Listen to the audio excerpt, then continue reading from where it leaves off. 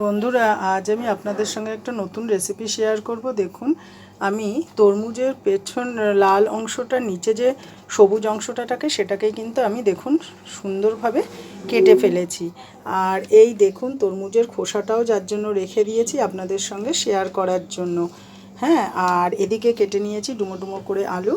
এবার আমি এটা কিভাবে রান্না করব সেটাই আপনাদের সঙ্গে আমি শেয়ার করব। এই দেখুন তরমুজের কিছুটা লাল অংশও কিন্তু আমি আপনাদের সঙ্গে শেয়ার করার জন্য রেখেছি।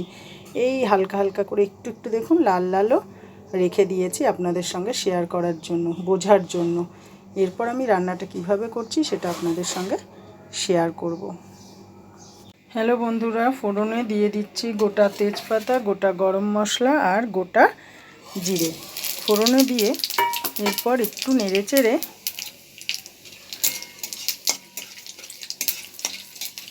আমি পেস্ট করে নিয়েছি আদা, পেঁয়াজ, রসুন, টমেটো, কাঁচা লঙ্কা আর একটু কাজু বাদাম বাটা দিয়েছি।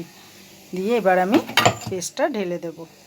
পেস্টটা দিয়ে দিয়েছি, বেশ কিছুক্ষণ কষিয়ে এবার দিয়ে দিচ্ছি পরিমাণ মতো নুন, হলুদ, জিরে গুঁড়ো। দেওয়ার পর আবারও একটু কষিয়ে নেব।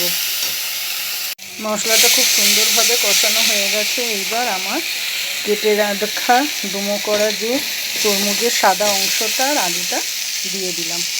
দিয়ে এবার একটু জল দিয়ে আবারও আমি একটুখানি ভালো করে কষিয়ে নেব।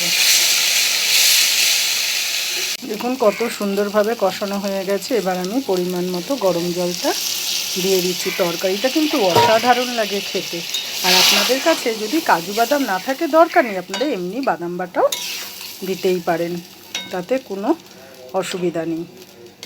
এবার একটু ফুটতে সময় দেব। খুব সুন্দরভাবে তরকারিটা হয়ে গেছে। আর সব শেষে দিয়ে দিচ্ছি সামান্য মিষ্টি আর কাসুরি পাতাটা দিয়ে নেড়েচেড়ে এবার আমি ঢাকা দিয়ে দেবো।